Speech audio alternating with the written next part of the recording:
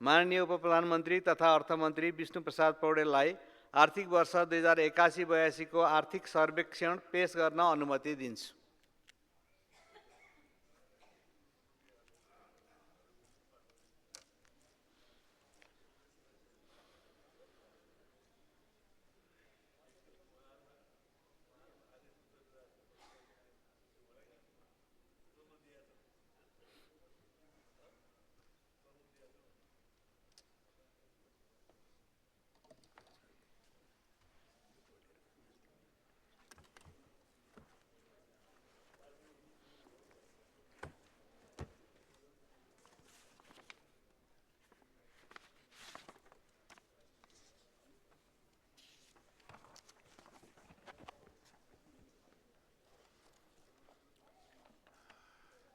सम्माननीय सभामुख महोदय,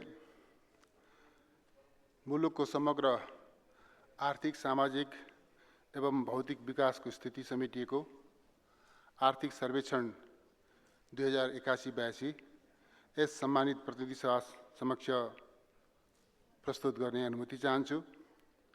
यस आर्थिक सर्वेक्षणमा चालू आर्थिक वर्षको प्रथम 8 महिना र गत आर्थिक वर्षको मुलुकको समग्र विकासको अवस्था प्रस्तुत गरिएको छ। चालू आर्थिक वर्ष मुलुकको आर्थिक वृद्धि 4.61% रहने अनुमान छ। प्रदेशगत रूपमा मध्य प्रदेश, कोशी प्रदेश र सुदूरपश्चिम प्रदेश बाहेक सबै प्रदेशको आर्थिक वृद्धि दर राष्ट्रिय औसत 4.61% भन्दा माथि रहेको छ। चालू आर्थिक वर्षमा नेपालको अर्थतन्त्रको आकार रु 61 खर्ब 7 अर्ब पुग्ने अनुमान छ। यस अवधिमा कुल ग्राहस्थ उत्पादनमा कृषि क्षेत्रको योगदान 25.16%, उद्योग क्षेत्रको योगदान 12.83% र सेवा क्षेत्रको योगदान 62.01% रहने अनुमान छ। प्रति व्यक्ति कुल राष्ट्रिय आय बढेर 1517 अमेरिकी डलर पुगेको छ। औसत उपभोक्ता मुद्रास्फीति 4.72% रहेको छ।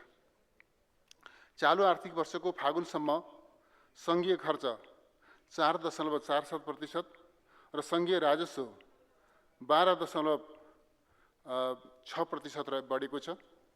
वैदेशिक सहायता प्रतिबद्धता उल्लेख्य रूपमा बढेको छ।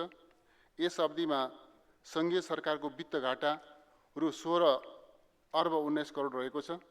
गत आर्थिक वर्षको यसै अवधिमा यस्तो घाटा रु 70 अर्ब 36 करोड रहेको थियो। 2081 फागुनसम्म सङ्घीय सरकारको तिर्न बाँकी सार्वजनिक ऋण 26 खर्ब 76 अर्ब 4 करोड पुगेको छ, जुन कुल ग्राहस्थ उत्पादनको 43.8% हो। वित्तीय पहुँच बढेको छ। सबै स्थानीय तहमा बैंकको शाखा पुगेको छ।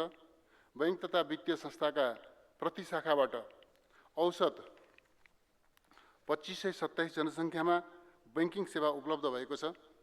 2081 फागुन मसान्तमा बैंक तथा वित्तीय संस्थाको निक्षेप 9.5% र बैंक तथा वित्तीय संस्थाबाट निजी क्षेत्रतर्फ प्रवाहित कर्जा 7.7%ले बढेको छ। नेप्से सूचकाङ्क 2081 फागुन मसान्तसम्ममा 2736.49 बिन्दु कायम भएको छ। जीवन बीमाको पहुँच 44.17% जनसङ्ख्यामा पुगेको छ।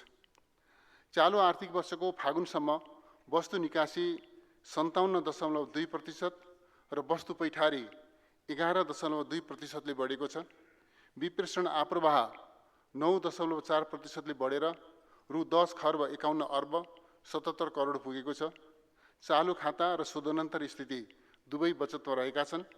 विदेशी विनिमय सञ्चिति हालसम्मकै उच्च रही 14.3 महिनाको वस्तु तथा सेवाको पैठारी धान्न पर्याप्त रहेको छ। हालसम्म उद्योग विभाग र लगानी बोर्ड नेपालबाट रु 47 खर्ब 66 अर्ब बराबरको लगानी स्वीकृत भएको छ। वैकल्पिक ऊर्जासहित 99% जनसङ्ख्यामा विद्युतको पहुँच पुगेको छ। कुल जडित विद्युत क्षमता 3602 मेगावाट पुगेको छ। सङ्घीय सरकारबाट निर्माण भएको रणनीतिक सडक सञ्जाल र स्थानीय सडक सञ्जाल गरी सडकको लम्बाइ 36,132 किलोमिटर पुगेको छ। इन्टरनेट ग्राहकको घनत्व 144.23% पुगेको छ भने 72% घरधुरीमा डिजिटल टेलिभिजनको पहुँच पुगेको छ।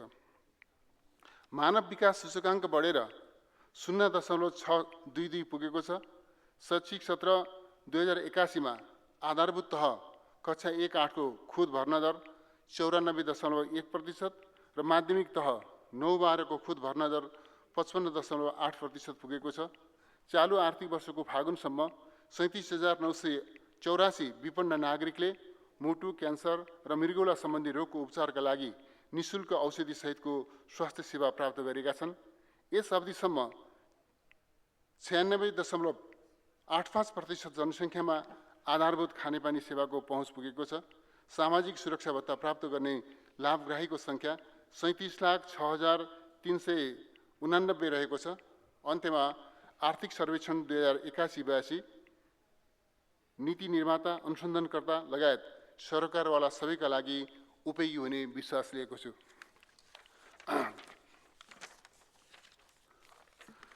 सामान्य सभामुख महोदय, यही आर्थिक सर्वेक्षणका सन्दर्भमा यति कुरा राखिसकेपछि मैले छोटो सार्वजनिक संस्थानहरूको वित्तीय वार्षिक स्थितिका बारेमा पनि छोटो चर्चा गर्ने अनुमति चाहन्छु। सामान्य सभामुख महोदय, नेपालको सार्वजनिक संस्थानको आर्थिक वर्ष 2080-81 को समग्र अवस्था, उपलब्धि, सञ्चालनको चुनौती र सुधार क्षेत्र जस्ता विषयलाई समेटेर सार्वजनिक संस्थानको वार्षिक स्थिति समीक्षा 2082 सम्मानित प्रतिनिधि सभा समक्ष प्रस्तुत गर्न चाहन्छु। सार्वजनिक संस्थानको वास्तविक अवस्थाको जानकारी आम नागरिक र सरकारवालासम्म पुर्याई पारदर्शिता र जवाफदेहिताको अभ्यासलाई सुनिश्चित गर्न प्रत्येक वर्ष सार्वजनिक संस्थानको स्थिति समीक्षा सम्मानित सभा समक्ष प्रस्तुत गर्ने गरिएको छ। नेपालमा हाल विभिन्न औद्योगिक, व्यापारिक, सेवा, सामाजिक, जनोपयोगी र वित्तीय क्षेत्रमा गरी 45 वटा सार्वजनिक संस्थान सञ्चालनमा रहेका छन्, जसमध्ये 20 वटा पूर्ण सरकारी स्वामित्वका र 25 वटा सरकारको अधिकांश स्वामित्व रहेका छन्। आर्थिक वर्ष 2080-81 मा सार्वजनिक संस्थानको कुल सम्पत्ति गत आर्थिक वर्षभन्दा 2.20% वृद्धि भई रु 29 खर्ब 10 अर्ब 17 करोड पुगेको छ। सार्वजनिक संस्थानमा नेपाल सरकारको कुल लगानी समीक्षा अवधिसम्म 5.86% वृद्धि भई रु 7 खर्ब 3 अर्ब 93 करोड पुगेको छ, जसमा शेयर लगानी रु 3 खर्ब 64 अर्ब 86 करोड र ऋण लगानी रु 3 खर्ब 39 अर्ब 7 करोड रहेको छ। आर्थिक वर्ष 2080-81 मा संस्थानको कुल सञ्चालन आय रु 6 खर्ब 60 अर्ब 15 करोड पुगेको छ, जुन अघिल्लो आर्थिक वर्ष 2079-80 को तुलनामा 0.22% कम हो। कुल ग्राहस्थ्य उत्पादनमा सञ्चालन आयको अनुपात 11.57% रहेको छ। सञ्चालनमा रहेका संस्थानहरूमध्ये 28 वटा नाफामा, 15 वटा घाटामा र 2 वटा बन्द अवस्थामा रहेका छन्। वार्षिक आर्थिक वर्ष 2080-81 मा सार्वजनिक संस्थानको खुद नाफा रु 42 अर्ब 62 करोड पुगेको छ, जुन गत समीक्षा अवधिको तुलनामा 12.88% कम हो। नोक्सानीमा रहेका संस्थानहरूको खुद नोक्सानी रु 3 अर्ब 63 करोड रहेको छ।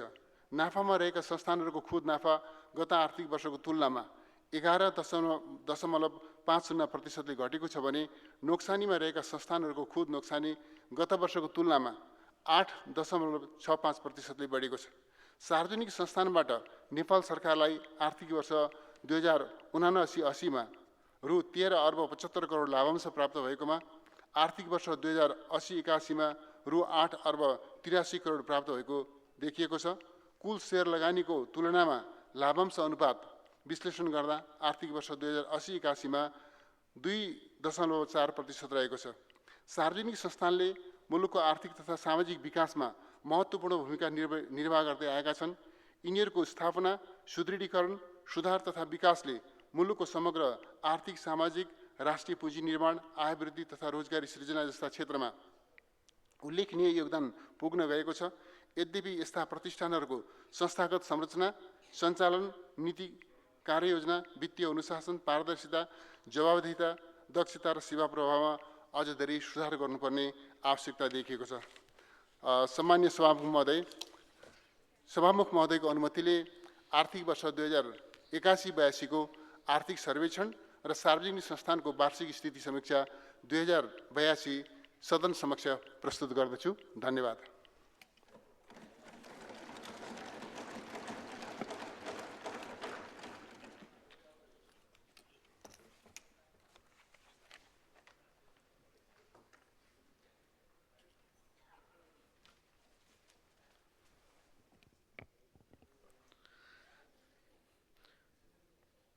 मान्य सदस्यहरू, अब प्रतिनिधि सभाको